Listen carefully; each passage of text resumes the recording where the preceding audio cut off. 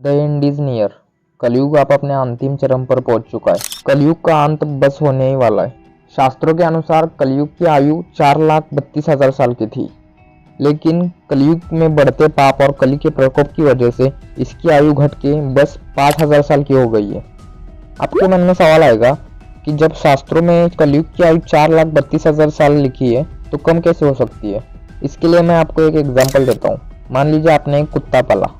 अब कुत्ते की आयु नेचुरली 10 से 15 साल की होती है, तो अगर आप उसे अच्छे से खाना दोगे, अच्छे से ख्याल रखोगे तो वो 10 से 15 साल तक जिएगा। लेकिन वहीं आप उसे अच्छे से खाना नहीं दोगे, उस पर जुल्म करोगे, पाप करोगे, तो वो 4-5 साल में ही मर जाएगा। वैसे ही कलयुग की भी आयु 4,32,000 साल की थी, लेकिन कलयुग में कली का इतना प्रकोप बढ़ा कि पाप अपने अंतिम चरम पर पहुंच चुका है। इसकी वजह से कलयुग की आयु घट के सिर्फ 5,000 साल बच गई है। ओडिशा के श्री अच्युतानंद महाराज जी ने अपने भविष्यमालिका पुराण में कुछ ऐसी बातें बताई है जो आपको हैरान कर देगी। मालिका में उन्होंने लिखा है कि भ्रूण हत्या, माता पिता की हत्या, लिंग परिवर्तन यानी जेंडर बदलना, पति पत्नी के बीच पवित्रता ना रहना, जैसे कि आजकल लोग शादी से पहले ही संबंध बना लेते हैं, नॉनवेज खाना और एडिक्शन करना, देवताओं को ना मानना, भाई बहन के बीच शादी, पुरुष पुरुष के बीच शादी, औरत के साथ शादी, पापी भ्रष्टाचारी लोगों को समाज में ज़्यादा मान देना, विश्वासघात, इन जैसे पापों की वजह से कलयुग की आयु घट के बस 5,000 साल की बच गई है। श्री अच्युतानंद महाराज जी ने जगन्नाथपुरी के बारे में कुछ ऐसे लक्षण बताए हैं जो दिखते ही समझ जाना कि कलयुग का अंत अब होने ही वाला है। अब जगन्नाथपुरी कितना दिव्य मंदिर है आप लोग जानते ही होंगे, लेकिन इस पर भी हम एक अलग वीडियो बनाएंगे जिसमें हम जगन्नाथपुरी मंदिर के सारे रहस्यों के बारे में जानेंगे। फिलहाल वीडियो में आगे बढ़ते हैं। भविष्य में लिखा है कि जब जगन्नाथपुरी मंदिर में एक बड़ा पत्थर गिरेगा तो समझ जाना कि कलयुग का अंत अब निकट आ चुका है। और ये बात 16 नवंबर 1990 को सच साबित हुई, जब मंदिर के आमला बेड़ा से 1 टन का पत्थर नीचे गिर गया। तब सरकार ने साइंटिस्ट को जांच करने के लिए भेजा, लेकिन साइंटिस्ट भी बता नहीं पाए कि इतना बड़ा पत्थर कहां से और कैसे गिर गया।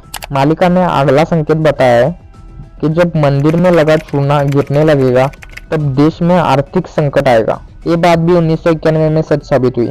जब मंदिर में लगा चूना झड़ने लगा था तब देश में इतना बड़ा आर्थिक संकट आ चुका था कि उस समय के प्रधानमंत्री चंद्रशेखर को 67 टन सोना गिरवी रखकर भारत में पैसों की कमी को पूरा करना पड़ा था और देश की आर्थिक स्थिति को सुधारने के लिए बचाव की अर्थव्यवस्था को लागू करना पड़ा था। मालिका में एक और बात बताई है कि जब मंदिर के ऊपर बाज बैठेगा तो समझ जाना कि कलयुग का अंत अब ज्यादा दूर नहीं है, क्योंकि शास्त्रों के अनुसार किसी भी घर पर बाज या गिद्ध पक्षी का बैठना उस घर के लिए आगामी संकट की ओर इशारा करता है, और जगन्नाथपुरी मंदिर पर बाज का बैठना पूरे देश के लिए आगामी संकट की ओर इशारा करता है। वैसे तो जगन्नाथपुरी मंदिर नो फ्लाइंग जोन में आता है, यानी मंदिर के ऊपर से कोई भी प्लेन नहीं उड़ सकता। यहाँ तक कि मंदिर के ऊपर से कोई पक्षी तक नहीं उड़ता।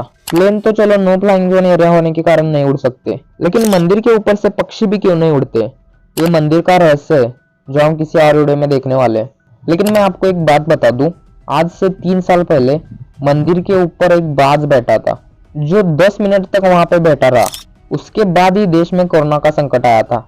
मालिका की एक और हैरान कर देने वाली बात यह है कि अच्युतानंद महाराज जी ने मालिका में लिखा है, जगन्नाथपुरी के 19वें राजा, जिनका नाम राजा दिव्य सिंह देव होगा, जिनका कोई भी पुत्र नहीं होगा, तो समझ जाना कि कलयुग का अंत अब ज्यादा दूर नहीं।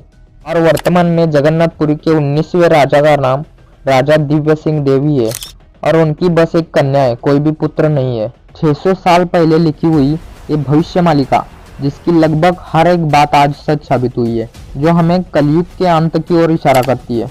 भविष्य मालिका पुराण में और ऐसी बहुत सी भविष्यवाणियां हैं जो हम नेक्स्ट वीडियो में देखेंगे, क्योंकि ये वीडियो भविष्य मालिका पुराण के बारे में नहीं है, कलयुग के अंत के बारे में। तो हमें इतना जानना चाहिए कि कलयुग का अंत अब निकट आ चुका है। और गीता में श्री कृष्ण ने कहा था, यदा यदा हि धर्मस्य ग्लानिर्भवति भारतम अभ्युत्थानाधर्मस्य तदात्मानं सृजाम्यहम् परित्राणाय साधूनां विनाशाय दुष्कृतम् धर्म स्थापनार्थाय संभवामि युगे युगे।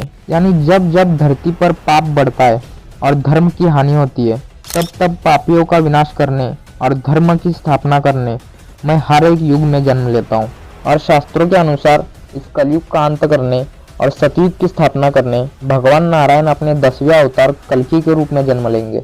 वीडियो अच्छी लगी तो चैनल को सब्सक्राइब कीजिए और अगला वीडियो भविष्य मालिका पुराण के बारे में चाहिए या कल्कि अवतार के बारे में चाहिए नीचे कमेंट करके जरूर बताना। मिलते हैं अगले वीडियो में। जय श्री कृष्ण।